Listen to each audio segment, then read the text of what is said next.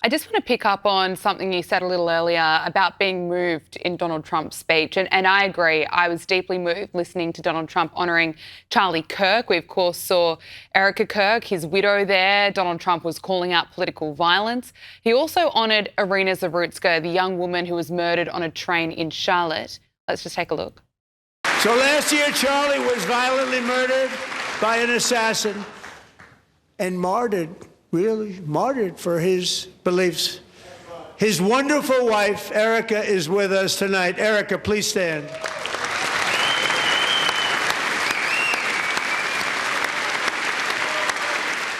On that train, no one will ever forget the expression of terror on Iryna's face as she looked up at her attacker in the last seconds of her life. She died instantly. She had escaped a brutal war only to be slain by a hardened criminal, set free to kill in America, came in through open borders. Mrs. Zarutska, tonight I promise you we will ensure justice for your magnificent daughter, Iryna.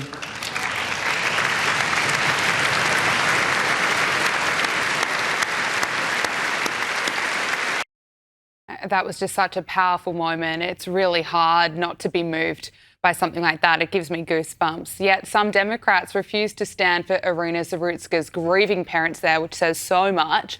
Also, Donald Trump gave a special mention to Secretary of State Marco Rubio. Let's just watch this. And I also want to thank the man they report to, Secretary of State Marco Rubio. Thank you, Marco.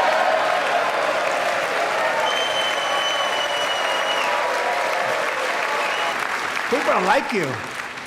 You know, Marco got 100% of the votes when he was in confirmation. I think our next one was about 54%. And some of the Democrats are now saying, I can't believe we approved that guy. And he said it's an honor that they feel that way, right, Marco? You have done a great job, great Secretary of State. I think he'll go down as the best ever. I mean, the entertainment value that Donald Trump brings, it's extraordinary. People like you, Marco Rubio. But look, Marco Rubio is certainly emerging as the real star of the administration. Would you agree with that? Yeah, he looks presidential. Let me say something about those other guests. And I'm not talking about Charlie Kirk's wife, who could fill a stadium by herself. It's the mother of the woman who was murdered. He also had another mother whose child was murdered by an illegal alien. Mm-hmm. Donald Trump has an ability to do something that I haven't seen in my lifetime. And that is, he makes people feel like they're being seen. Yeah. Little people. And, you know, the idea that Americans can actually see these people and identify with their problems, and they all can, you know, who hasn't been on an elevator or elevated train or subway or bus late at night wondering if they're going to make it to the hotel. But, you know, he makes people believe they're being seen. And that's a great skill. Joe Biden couldn't do that. You know, he just... And you know, George W. Bush couldn't do that, and other people, et cetera. But look, you know, I think he does a great job of that. He's a great communicator in that sense.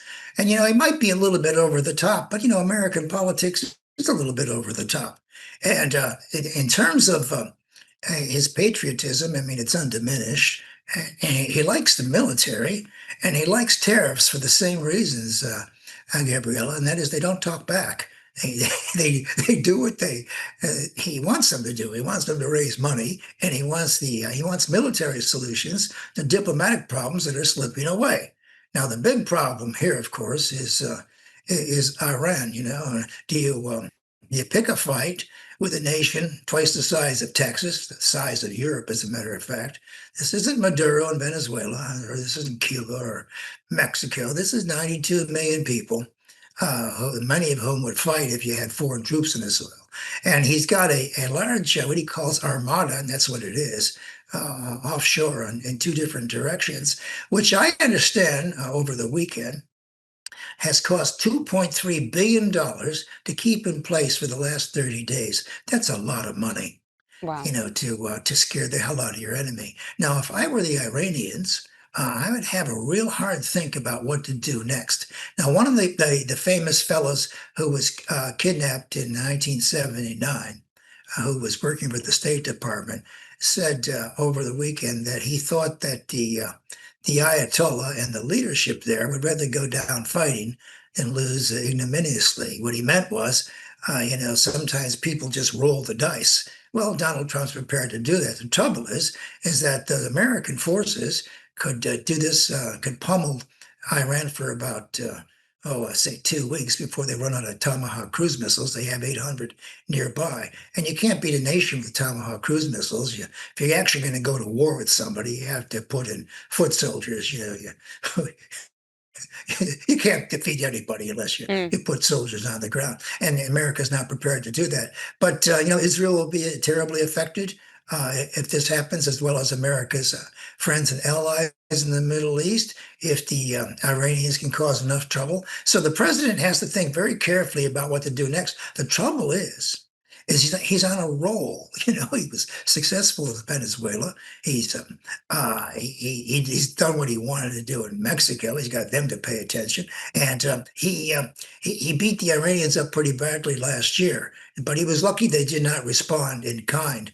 They took their beating and sort of shut up and went away. But this time he wants them to cough up all the uranium enriched material. He says he never wants them to get a nuclear weapon. Well, forever and never in diplomacy, Gabriella, is really a stretch. I mean, these treaties only last for about a lifetime.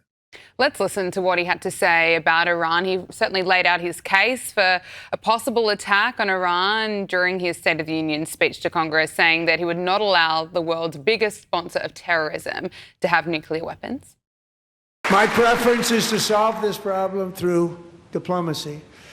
But one thing is certain, I will never allow the world's #1 sponsor of terror, which they are by far, to have a nuclear weapon. Can't let that happen.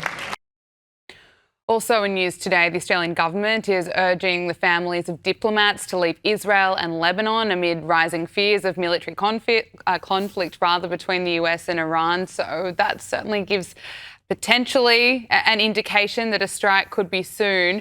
But I want to get your thoughts on this decision and how it's being kind of thought out within the Trump administration, because this prospect of an attack on Iran is generating concern and division at the top levels of the Trump administration, reportedly, about the best way forward, because sensitive discussions about the risks of military action is being leaked to the American media. There are reports that Vice President J.D. Vance has concerns about a military operation and it potentially going wrong. Is that causing Donald Trump a headache?